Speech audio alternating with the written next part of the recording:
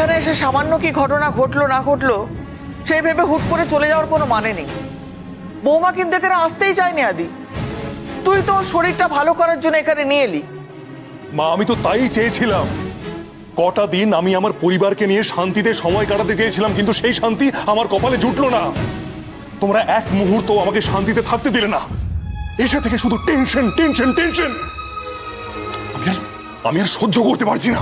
আদি আদি এরকম হুট করে চলে যেতে চাইলে বৌমা কতটা টেনশন করবে বলতো? ওকে সুস্থ করতে এসে হিতে বিপরীত যদি কিছু হয়ে যায়। মা এক মিনিটও যদি আমি এখানে থাকি তাহলে আমার হার্ট অ্যাটাক হয়ে যাবে। কি বলছিস, কেন বলছিস এই কথাগুলো? আর কথা বাড়িও না মা প্লিজ, মধুজাকে যা বলার আমি বলবো। আর হ্যাঁ, আমরা কিন্তু বেরোবই। হ্যাঁ বাবা, আমিও আর এখানে থাকতে চাই না।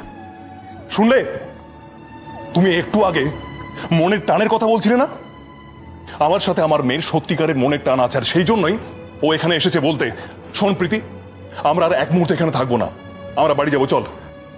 বাড়ি যাবো তো বটেই, মাঝরাত্রে কেন যাব? সকাল হোক তবে যাব। বেশ। ওকে বাবা, কাল সকালে কিন্তু আমরা বেরোবই। শুনে নিয়েছো? আর মধুজার সঙ্গে গিয়ে আমি কথা বলে নিচ্ছি। ও কি এখনো লনে বসে আছে নাকি?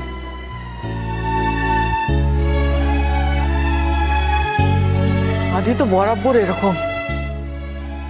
তুই ছোট্টি ভাই, ছোট্টি ভাই হঠাৎ এরকম করছে কেন বুঝতে পারছি না তো। আমার আর ভালো লাগছে না। তবে এত অশান্তির ভেতরেও হে ঈশ্বর, তোমায় ধন্যবাদ। ধন্যবাদ ওই ছেলেটাকে, যার জন্য আমার দিদিভাই তার বাবার প্রথম স্পর্শটা পেল। ঈশ্বর, আমার দিদিভাইকে তুমি ভালো রেখো, সুস্থ রেখো ঈশ্বর, সুস্থ রেখো।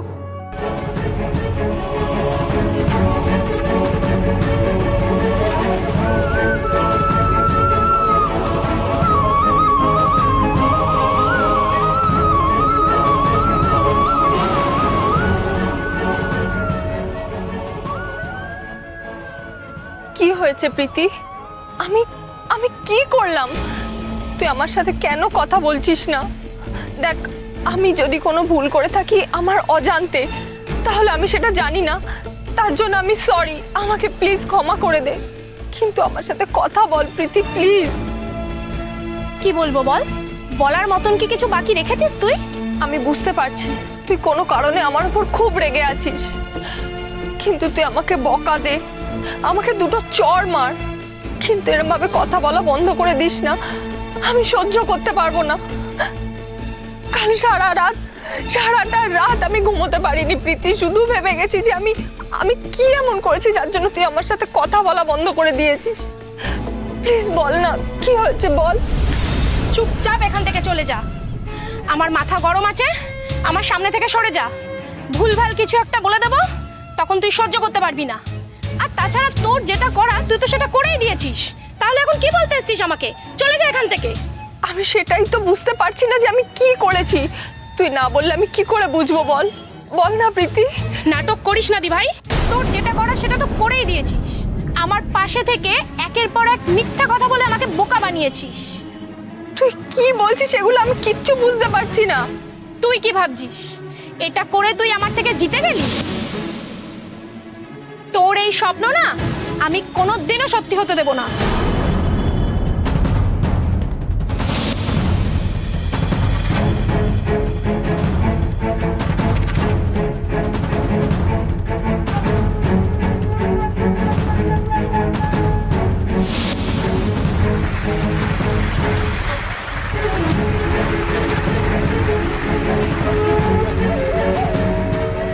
এই আমার মেয়ে।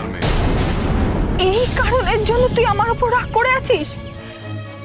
ইট ওয়াজ জাস্ট আ গেম প্রীতি। আর আমি কি করে জানবো বল যে বাবা এসে আমাকেই ধরবে?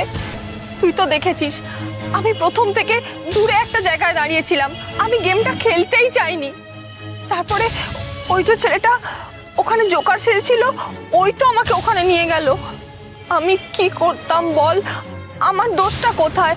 পুরো ব্যাপারটাই খুব ক্যাজুয়াল ছিল প্রীতি। মোটেই না, জীবনে কোনো কিছুই এমনি এমনি হয় না দি ভাই। আমাকে শেখাতে আসিস না। কাল যা হয়েছে সেটা তোর ইচ্ছে মতো হয়েছে, তুই চেয়েছিলিস তাই হয়েছে। ভালোই, তোর প্ল্যান অনুযায়ী সবকিছু হয়েছে। তুই খুশি তো? তুই তুই এই কারণে এত রিয়্যাক্ট করবি জানলে আমি তো ওখানে যেতামই না। অন্তত তুই আমার সাথে কথা বলা তো বন্ধ করে দিতিস না। আমি তোর জন্য সব কিছু স্যাক্রিফাইস করতে পারি প্রীতি, আর সেটা তুই খুব ভালো করে জানিস। আমার জন্য তোকে কিচ্ছু ছাড়তে হবে না। কিভাবে জিততে হয়, কিভাবে নিজের জায়গাটা বুঝে নিতে হয়, সেটা আমি খুব ভালো করে জানি। আমি কোনোদিন স্বপ্নেও ভাবিনি রে তুই আমার সাথে এরকমটা করবি। এটাই আমার সব থেকে বড় ভুল। তুই তোর মতো থাক, বাকিটা আমি বুঝে নিচ্ছি। এসব তুই কি বলছিস প্রীতি? বাবা আমাকে আজ পর্যন্ত যতবার ভুল বুঝেছে, যতবার বকেছে, তুই আমার পাশে ছিলিস। আমার জন্য তুই বাবার সাথে ঝগড়া পর্যন্ত করেছিস। আমি বিশ্বাস করি বাবা আমায় যতই অপমান করুক, তুই ঠিক আমার পাশে আছিস। এই বিশ্বাসটা নিয়েই তো আমি বেঁচে আছি বল প্রীতি। কিন্তু তুইও যদি এখন আমার হাত ছেড়ে দিস, আমি কোথায় যাব বল? তোর সমস্যাটা কি বলতো? তুই চিরকাল নিজেকে নিয়ে ভেবে এসেছিস। আমার কোনটা ভালো লাগে, আমার কোনটা খারাপ লাগে, আমি কি চাই সেটা নিয়ে তুই কখনো ভাবিসনি।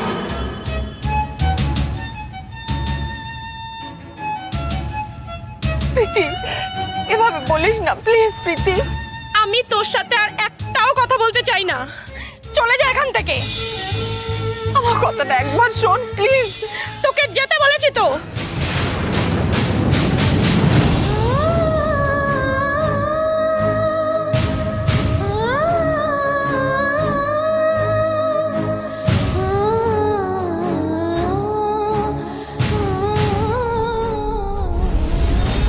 আশা করছি আমাদের সার্ভিস আপনাদের পছন্দ হয়েছে। আপনি যখন খুশি এখানে আসতে পারেন sir. Yes sure, thank you. Most welcome sir. মা, হ্যাঁ, মধুজা কোথায়? ওর এখনো বেরোনোর সময় হলো না? বৌমা তো অনেকক্ষণ আগে থেকে গাড়িতে গিয়ে বসে আছে। সে কি, এমন করে ওখানে গাড়িতে গিয়ে বসে থাকার কি হলো? বাবা, আমি তোমার সাথে ফিরবো। মা আমাকে বলছে যে আমি যেই গাড়িতে এসেছি সেই গাড়িতে যেতে। মা আমার কোনো কথাই শুনছে না। আমি কি তোমার সাথে যেতে পারি বাবা? এটা আবার জিজ্ঞেস করার কি আছে? ওটা তো তোরই গাড়ি, আর তুই আমাদের সাথে গেলে আমি কতটা খুশি হব বলতো। থ্যাঙ্কস বাবা।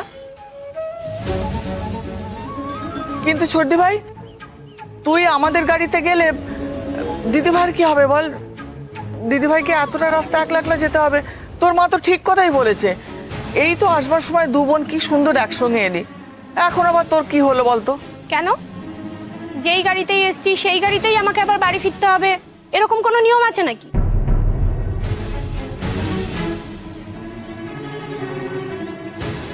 বাবা, আমি তোমাদের সাথেই যাব। না না, তুই দিদিভাইয়ের সঙ্গে আয় না। মা, তুমি এটা কি বলছো?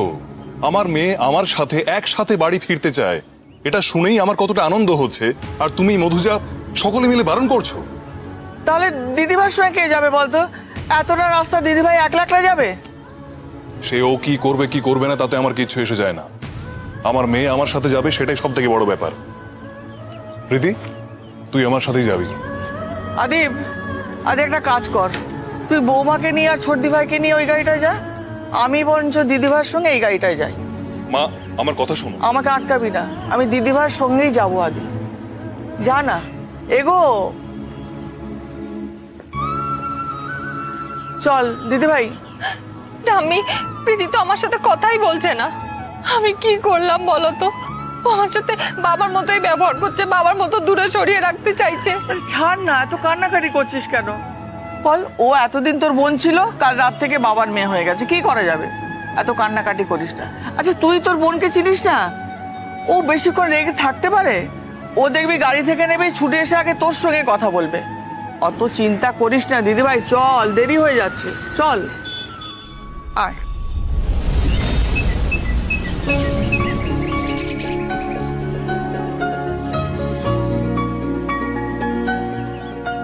ও ঠাম্মি, এবার সব ঠিক হয়ে যাবে তো? আরে তুই তোর বোনকে চিনিস না নাকি? এতটা রাস্তা এসেছে, এখন মনে হয় ওর রাগটা পড়েই গেছে। মামনি তো বললো সারা রাস্তা ও একটাও কথা বলেনি, চুপচাপ ছিল। এমনিতে কত বকবক করে, কিন্তু ও কারোর সাথে কথা বলেনি। ও ঠাম্মি, আরে বাবা, এত চিন্তা করিস না। আচ্ছা, তুই তোর বোনকে চিনিস না? ও কখনো তোর সঙ্গে কথা না বলে থাকতে পারে বল?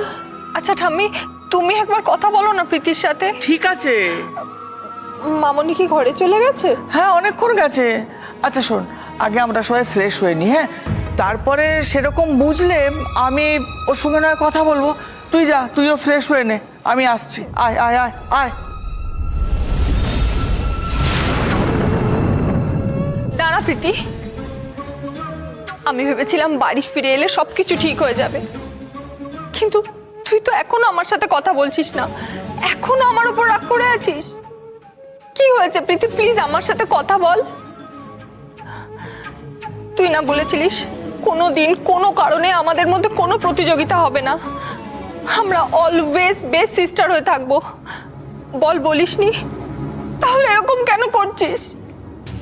শোন প্রীতি, বাবা আমাকে যতবার বকেছে, তুই তো আমার ততবার পাশে ছিলিস। বল, বাবা যতবার আমার সাথে অন্যায় করেছে, তুই ততবার কিন্তু বাবাকে কথা শুনিয়েছিস। কাল যখন বাবা আমার মাথায় হাত দিল, আমার কি ভালো লেগেছে তুই জানিস না। আমি ভেবেছিলাম তুইও খুব খুশি হয়েছিস, কিন্তু তুই এরকম কেন করছিস? এই ব্যাপারটা নিয়ে তুই এত রাগ কেন করছিস প্রীতি? তুই হারিসনি, আসলে তো তুই জিতেছিস। বল, বাবা তো তুই ভেবেই আমাকে ছুঁয়েছে, তুই ভেবেই বাবা আমাকে আশীর্বাদ করেছে।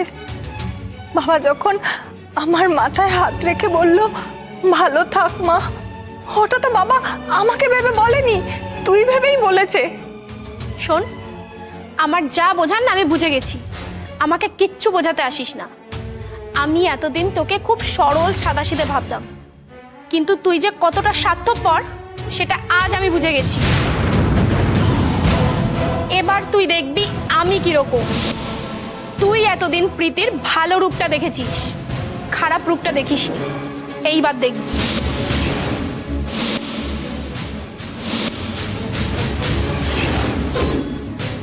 তোকে আমি এই পৃথিবীতে সব থেকে বেশি বিশ্বাস করতাম, কিন্তু তুই আজ আমাকে ঠকালি। এর পরিণাম যে কি হতে পারে তোকে আমি দেখাবই। আমি তোকে ঠকিয়েছি, তুই আমাকে বিশ্বাসঘাতক বললি। কি এমন করেছি আমি প্রীতি? আমাকে কেন জিজ্ঞাসা করছিস? তোর মন নেই? জানি না আছে কিনা, যদি থাকে তুই তোর মনকে জিজ্ঞাসা কর। প্রীতি, ছাড়।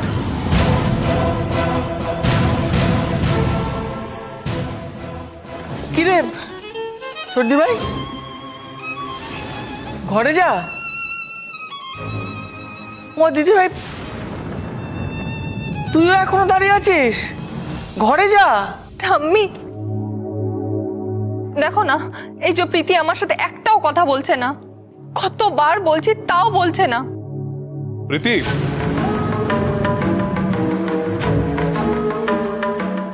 প্রীতি দাঁড়া। প্রীতি, কি রে, আমি তোকে তখন থেকে দাঁড়াতে বলছি। কি হয়েছে মা?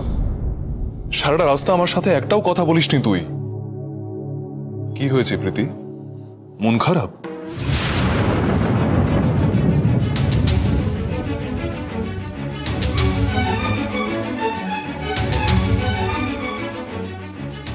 এবার খুশি তো?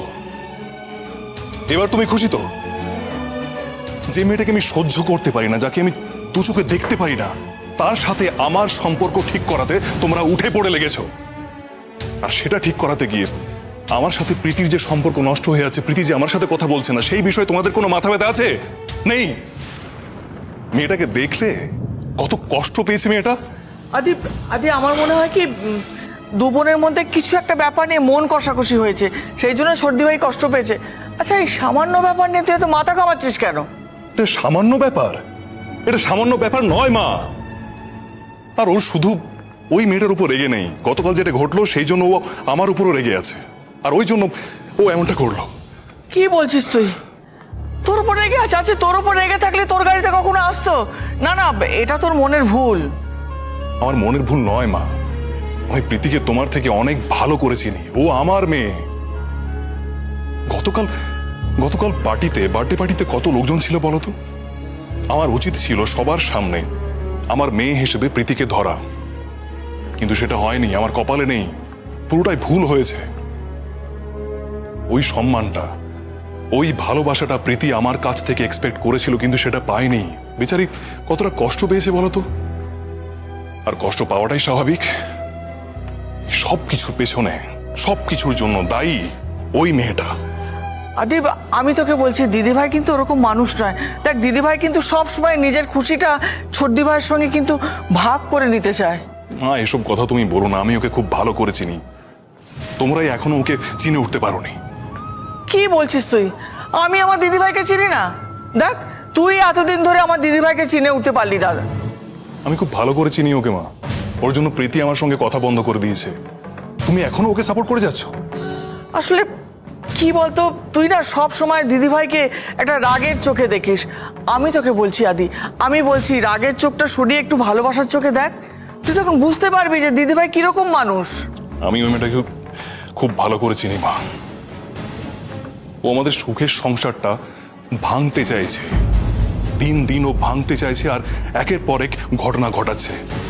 এভাবে পরিবারের একে একে সবাইকে আমার বিরুদ্ধে ঠেলে আমার সাথে সবার সম্পর্ক শেষ করে দিয়ে এই পরিবারটাকে ও টুকরো টুকরো করে দিতে চাইছে।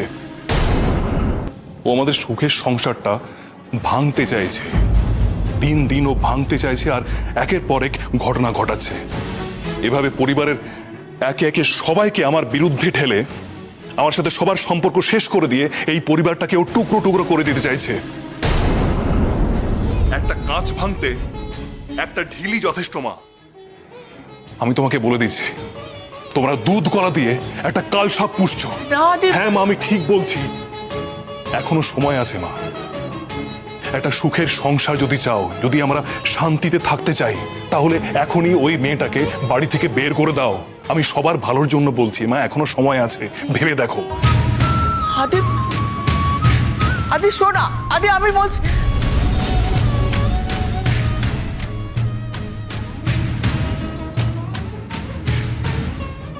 ঠাম্মি, তুই ভাবিস না সব ঠিক হয়ে যাবে, কিন্তু দিদিভাই, ছোটদি ভাইয়ের ব্যাপারটা না আমার একদম ভালো লাগছে না, জানিস?